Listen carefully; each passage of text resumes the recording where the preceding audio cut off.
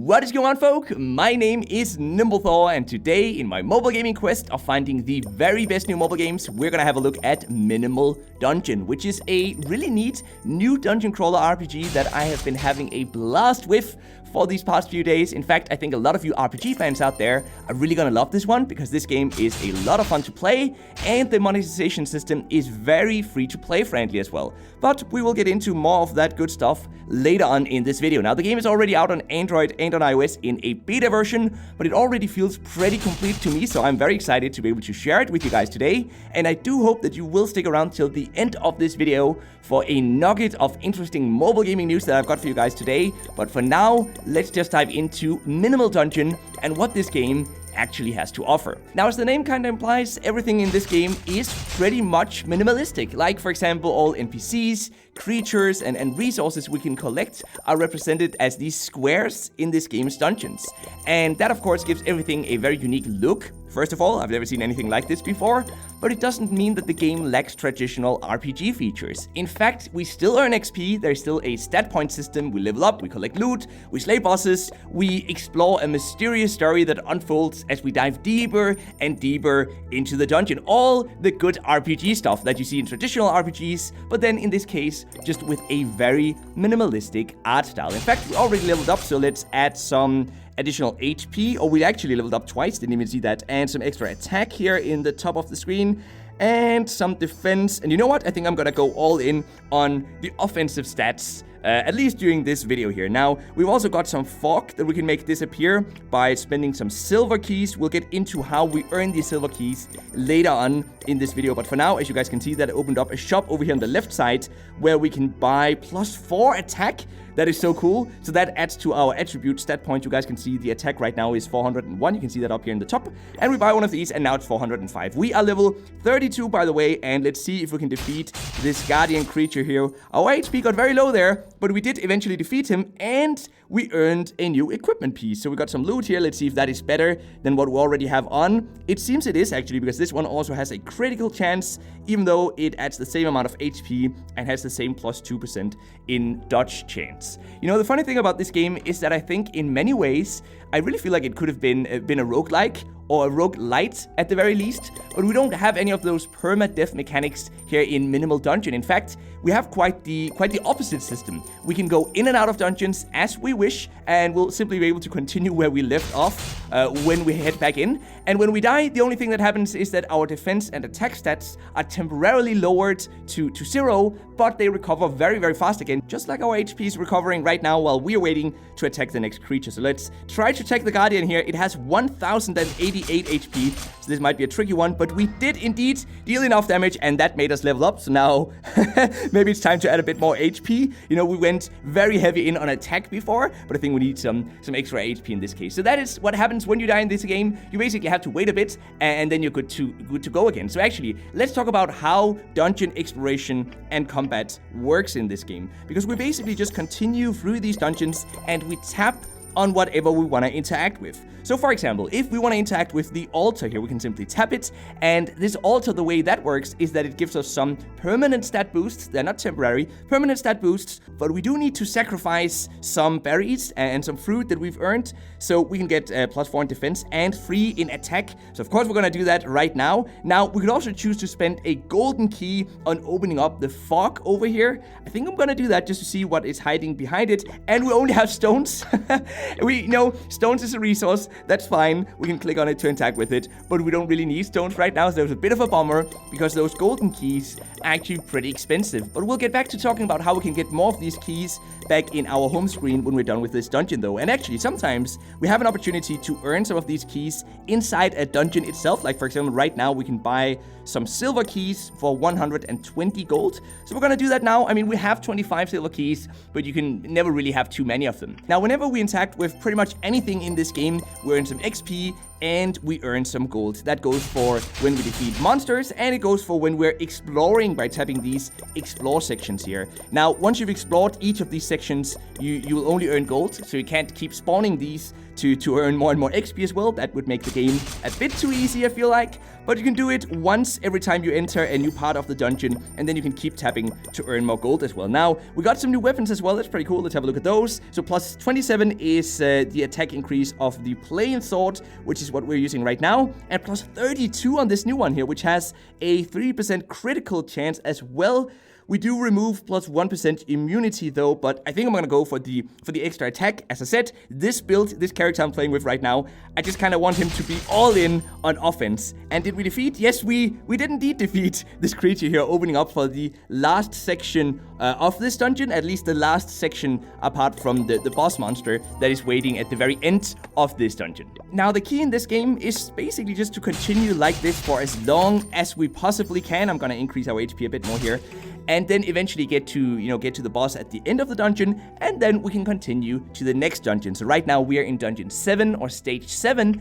And, whenever we defeat the boss at the end, we'll be able to move on to stage 8, obviously. So that is the objective, but it can become too difficult, though. And in that case, you might want to head back to your hometown, back to a camp. And in that camp, we then have different options for increasing our stats overall. And we're going to go have a look at that as soon as we're done defeating the boss over here. Because I want to try to see if we can actually complete stage number 7. Now, as you might have noticed, whenever we explore things in this game, we use some action points. You can see our action points just next to our HP, between our HP and our attack. And we basically use action points whenever we, for example, explore, whenever we collect resources, and so on. So this is another sort of stat system. Now, if we run out of action points, we simply have to wait. This is not an energy system in any way at all. But it is a system where, you can't just keep tapping over and over again. You do sometimes have to wait a bit. I don't know why they added that system to the game. It's kinda almost useless. But I guess it means that you can't just continuously spam exploring buttons. And in that way, they put a limit to how much gold you can earn. Which might actually be okay. Because, if we could earn pretty much unlimited gold, there'd be no fun in this game anymore, I think. Now, look at this. We got some new boots as well. Not dealing more damage, but having more defense. And a plus 2% dodge, which, to be fair, we also already had on the previous boots we were wearing. Now, any items we don't need anymore, by the way, we can just sell for gold. And that's how we get rid of those. We don't have a crafting system in this game yet, at least. That is something that would be really awesome to have added to this game, but we don't yet. So for now, you just basically sell all the items that you don't need anymore. Now, as you guys can see, we only have one last Guardian left up here in the top right corner with 1,300 HP before we can then head into the final boss fight. So let's defeat this guy. And what did we get here? I think we got a new sword, if I'm correct. So a sword that has... nothing really that great. We did get a new ring as well, though. So we got a copper ring. It has total attack plus 3, but this one that we're using right now has plus 2% critical chance, extra critical damage, immunity, damage, and total attack increase. So I think we're gonna stick with the existing one. Now, there is the boss. Do you guys think we're strong enough to be able to defeat him? Let's collect some herbs here, and let's increase our attack power a bit. Let's go for it. Okay, so tapping. Oh no, man, we're losing HP already down to 0. Okay. Oh, here we go. Okay, so we can buy some more defense up here. We're definitely gonna do that. I'm gonna explore this section as well. And now, to open these other 2 sections of the dungeon, we actually do have to watch an advertisement. So I'm not gonna do that. We will defeat this guy in the truly free-to-play and not watching any advertisements way. Now, as you guys can see, we died there, so our attack and defense got lowered to 0, but it increases over time. You know what? I don't think we can actually defeat this guy right now, so we might have to just sort of jump out of this one, or maybe go into the barracks here, where there is a chance that we can buy something. Oh, there we go. We got a guard supply. Please let that be an item. Please let that be an item. There was no item in there. Oh man, I really thought that chest would give us something that we could use. But you know what? We might actually be able to tap enough down here to level up. And, that will give us some more stat increases. And maybe that will be just enough to be able to defeat the boss. Not so sure, but let's see what happens here. Now, we've got 1 ninja left to deal with. Let's see if we can do that. There we go. Okay, so... we didn't level up, unfortunately, so I think we're actually stuck in stage 7 here, which might seem unfortunate, but it's actually a great way to prove what I was talking about before, because now the only thing we can really do is to head back. Wait, there's a room we forgot. There's room in here that we forgot, guys. Okay, so maybe this will actually be enough. Oh, this is exciting. Maybe this will be enough to be able to defeat the boss at the end. Or maybe we just, maybe we did our stats wrong, Maybe we upgraded our stats in a way that wasn't exactly optimal. I think all of these exploration tabs and the monster up here, though, might just be enough to level us up. Let's see what happens, and let's attack the guy up here as well. There we go. We actually did level up. That's amazing. Okay, so now we have to think very carefully. What do we want to go for here? I say we go for some more HP because we're losing that a bit too fast. And we can also open up the iron cage here. Now, this is what I'm talking about with dungeon exploration, right? Isn't this exciting? I hope it comes across in the video. I'm having a blast with this game right now. Just exploring these dungeons, trying to level up, trying to defeat the boss. We could go back to town and we could actually buy ourselves some better items.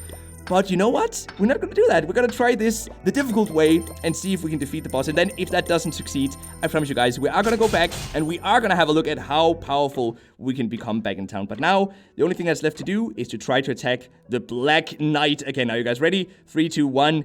Here we go. Okay, dealing damage, and we defeated him. Yes, yes, yes, yes, yes.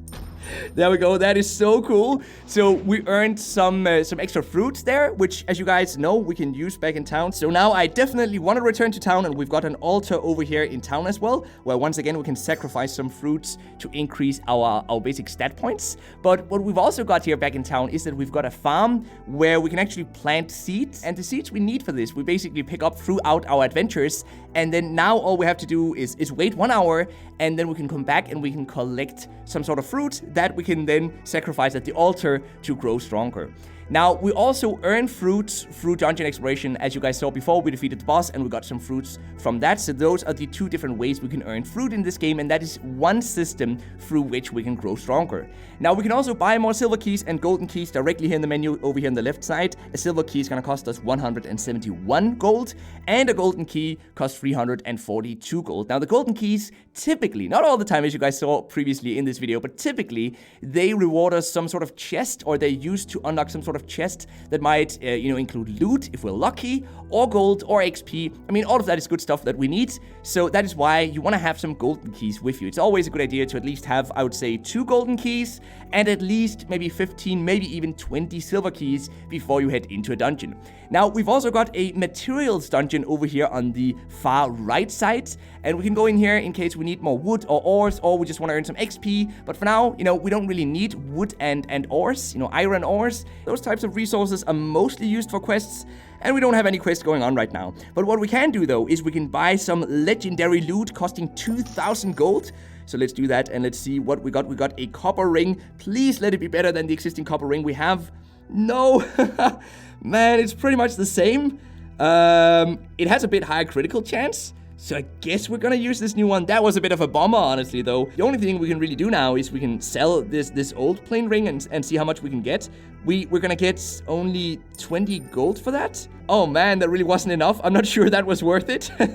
we basically just spent 2,000 gold to get 40 gold back. So basically not my proudest merchant moment. But anyway, now that we're fully powered up, our last option is to either head into the story mode again and see if we can complete dungeon number 8, which was what we played before. We played dungeon 7 and now we're ready for dungeon 8. Or we can head into Dreamland, which are these special dungeons that we use these shards to enter, and we have plenty of these shards, as you guys can see. We're level 36 right now, so we should be able to defeat maybe even shard number 3. It says suggested level 35. These shards we can buy for in-game gold, by the way, so we will always have enough of them, don't worry. And these shard dungeons are a great way to earn more XP if we feel stuck in the story mode. So let's give this shard dungeon here a go, and hopefully we'll be able to defeat the boss, because there's always a boss, of course. This is an RPG after all. Let's see if we can defeat the boss at the end of this one. Now, maybe the very best part of this game is that it actually has a very, very, very relaxed monetization system, because I haven't experienced any forced advertisements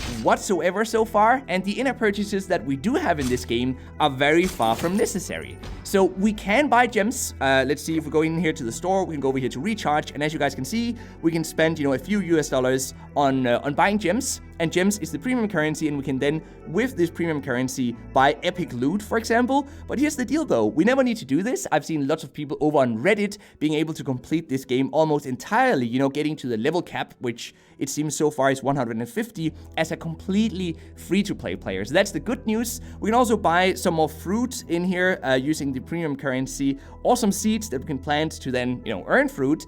And again, this is a way of growing stronger, but once again, it's not necessary. But it actually gets even better than that, because we also earn premium currency for free, which allows us to buy epic loot or legendary loot basically for free from just playing the game. We have 41 premium currency right now, and we earn some throughout our adventures. So let's try spending some of it right now on a piece of epic loot.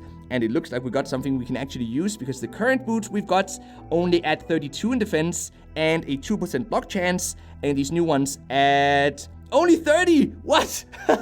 Man, I feel scammed now. Well, good thing we didn't spend any real life money on this game. I wouldn't recommend that either unless you want to support the developers, and in that case, you know, buying one of these in-app purchases is a very nice way of telling the developer that you like this game and that you would like to see it continuously developed. Anyway, in summary, this is a pretty kick-ass mobile game in my opinion. It has awesome RPG elements and a monetization that we simply don't have to worry about, which is very rare on mobile these days. There's no energy system either. Did I mention that? I've almost come to expect that from mobile games. But let me know what you think about Minimal Dungeon RPG though. And now then, it is time for the mobile gaming news of the day, which is that Pokemon Home, which launched last month on mobile, has already earned over $2.6 million on mobile. So I guess people are really excited about being able to store their Pokemon in the clouds. I actually had to look into Pokemon Home in preparation for this video because I had no idea what it actually was. The release of the app had kind of gone under my radar, but apparently it's this neat little new app from Nintendo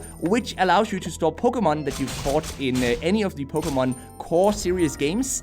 And then you can trade them with other players and maybe even potentially eventually bring them into other games. Now there is a free version of this app where you can store a few Pokemon, I think around 30 Pokemon, but it seems a lot of people went for that $2.99 per month subscription that allows you to store freaking 6,000 Pokemon online. Anyway, that was all I had for you guys today. I hope that you enjoyed the video. Be sure to leave a like on your way out, and until next time, just keep gaming, stay awesome, and I'll see you guys around.